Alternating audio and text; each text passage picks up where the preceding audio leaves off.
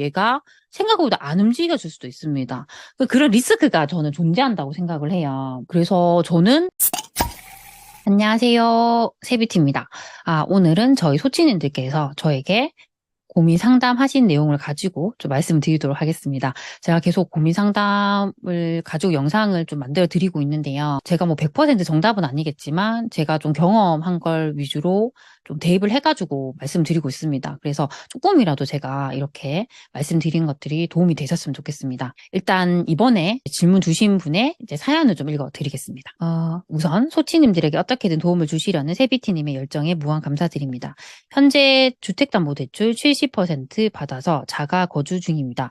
현재 거주하는 곳은 실거주 측면에서 상당히 만족스러운 곳이고, 여기가 이제 대구 달서구에 거주하시는데 상위 30% 안에 드는 곳이라고 합니다. 아이가 초등학교를 졸업할 때까지 향후 3년에서 4년까지 매도한다고 했을 때 투자로도 나쁘지 않은 곳이라고 판단을 해서 매수를 했다고 합니다. 현재 가진 돈이 3천만 원 정도인데 지방 소도시, 예를 들면 청주 같은 곳에 소액으로 갭 투자를 하는 게 나을지, 돈을 더 모아서 현재 거주하는 도시에서 분양권 매수처럼 상급지로 갈아타는 게 나을지 모르겠습니다. 여러모로 애매한 자금이라 뭔가를 하기보다는 돈을 모으는 데 주력하는 게 맞을지, 그래도 투자할 방법은 있는 건지 고견을 주시면 감사하겠습니다. 제가 이 질문에 대한 답변을 드리도록 하겠습니다. 우선은 이분이 지금 현재 1주택자이신데요. 대구 달서구에서도 그 상위 30% 안에 드는 수요가 확실히 있는 곳에 거주를 한다고 하십니다. 여기에 이분이 그 3천만 원 정도의 지금 시드머니가 있으신 거예요. 근데 본인께서도 말씀하셨듯이 애매한 금액이라고 하셨습니다.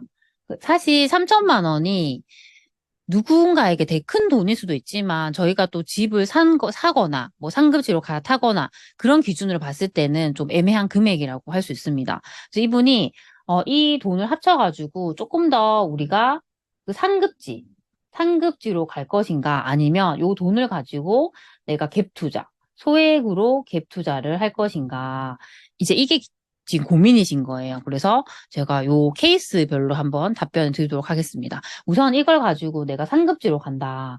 사실 너무 애매하다고 생각합니다. 지금 사시는 곳도 그렇게 나쁘지 않고 괜찮은 곳인데 여기에 3천만 원 정도 이제 더 보태가지고 이사를 간다 했을 때 우리가 가장 먼저 생각해야 되는 부분이 이 거래를 하면서 발생하는 비용이에요. 그러면 이 집을 팔았잖아요. 팔면 그때 팔 때 발생하는 게 복비를 또 드려야 되고, 그리고 또 이게 지금 현재 내가 원하는 가격대로 시세대로 팔릴지 일단 그 부분도 중요하다고 생각을 합니다. 그리고 또 내가 갈아타기를 할 곳에 그 아파트를 살 때 또 복비가 추가적으로 발생하게 되고요. 그리고 취득을 했기 때문에 이 취득에 따른 또 비용들이 발생할 수 있습니다. 사실 그런 거 다 따진다고 했을 때는 그렇게 상급지로 못 갈 수도 있습니다. 뭐 오히려 그럴 때는 저는 그냥 가만히 계시는 게 더 나은 선택이라고 생각합니다. 그러면 저는 사실 이 두 번째 케이스도 생각을 해볼 수 있다고 생각하는데요. 이 소액으로 갭 투자를 지금 하시겠다 하셨어요. 그리고 본인이 보고 계시는 지역이 이 청주라는 곳이라 하셨습니다. 사실 청주는 소도시이긴 하지만 이 소도시 중에서도 인구수가 정말 많은 곳이에요. 거의 80만 정도가 되는 인구가 많은 곳입니다. 그러니까 인구수를 이렇게 이야기하는 이유는 이게 결국에는 인구수가 이 유동성이에요. 이 돈의 흐름입니다. 아무래도 이 유동성이 클수록 뭐 상승을 하더라도 더 많이 오를 수 있는 힘이 있습니다. 그리고 조금 더 오래 갈 수 있는 그런 버티는 힘이 있습니다. 그래서 그런 것 때문에 저희가 인구수를 보긴 하는데요. 사실 지금 서울 수도권이나 이런 지방 광역시하고 비교했을 때 이런 지방의 중소도시는 전세가율이 높은 편이에요. 청주에 이제 그 평균적인 전세가율을 제가 보니까 한 80% 정도 되더라고요. 그러니까 상대적으로 전세가율이 높아요. 전세가율이 높으면 저희가 단지마다 전세가율이 다를 수는 있지만, 매매가에서 이 전세가를 뺀 게 투자금이 되니까 아무래도 다른 곳들 대비해서는 투자금이 좀 적게 드는 곳들이 있습니다. 근데 이제 한 3천만 원으로 제가 어떤 곳을 살 수 있을까 한번 찾아봤습니다. 근데 찾아봤더니 아무래도 3천만 원 할 수 있는 곳들은 그런 1급지는 좀 힘들 수 있고요. 그 급지는 좀 낮아져야 되고 가장 큰 문제가 이 상품성, 이 상품성이 낮아져요. 아무래도 그런 구축을 선택할 수밖에 없고요. 구축 중에서도 이렇게 해서 그러니까 3천만 원으로 되는 곳들 많이 찾아보시면 이런 곳들이 많이 있어요. 공시가격 1억 미만. 공시가격으로 봤을 때 1억이 안 되는 아파트, 이런 것들이 3천만 원으로 가능한 곳들이 있더라고요. 그러니까 최근에도 저한테 이제 요거 관련해서 질문 주신 분이 있는데, 공시가격 1억 이하 지금 사도 될까요? 라는 질문을 많이 하셨어요. 우리가 항상 그런 질문을 이제 할 때 잘 생각해야 되는 부분이 뭐냐면, 사람들이 왜 이걸 볼까? 왜 사람들이 많고 많은 아파트 중에서 공시가격 1억 이하를 볼까? 그 이유를 알아야 돼요. 근데 저희가 한동안 항상 그 상승기 때 공시가격 1억 이하를 많이 봤던 이유는 가장 컸던 이유가 취득세 때문이었어요.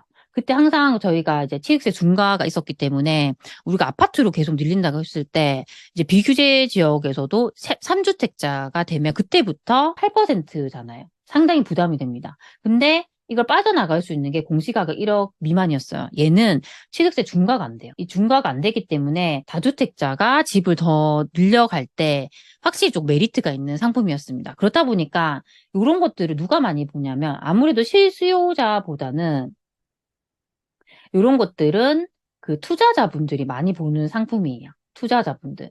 그 투자자분들이 이걸 볼 때 그래도 그나마 이 도시에서 뭐 구도심이고 좀 더 입지가 확실히 갖춰져 있는 곳 중에서 그런 구축 1억 미만이 있으면 그런 것도 투자를 많이 하셨습니다. 근데 이걸 다르게 생각하면 그럼 실수요자분들은 이걸 살려고는 하지 않겠죠. 그 실수요자분들은 만약에 이런 구도심에 공시가격 1억 미만이 있다 했을 때 여기가 그래도 학원가가 뭐 밀집돼 있고 잘 돼 있다 하면 여기 그냥 내가 전세 살면서 우리 아이 뭐 학원이나 잘 보내고 하자 이런 마음으로 오시는 분이 많을 거예요. 그러니까 그런 분들은 이걸 매수를 하려는 게 아니라 임대로 살려고 하는 수요가 많습니다. 그러다 보니까 이런 것들은 철저하게 이제 투자 수요에 의해서 많이 움직입니다.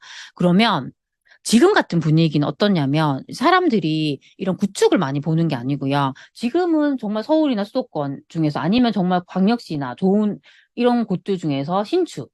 그래서 새 아파트를 되게 좋아합니다. 그러니까 지금은 철저하게 실수요자분들이 움직이는 시장이기 때문에 신축을 살려고 해요. 얘를 관심을 가지지 않는 상황이에요. 얘는 확실히 투자 수요에서 움직이기 때문에 확실히 이런 아파트에 비해서는 수요가 한정될 수 있고 수요가 떨어질 수 있습니다. 그러면 이때 가장 문제가 뭐냐면 내가 이걸 샀어요. 사는 건 쉽잖아요. 3천만 원을 주고 샀어요.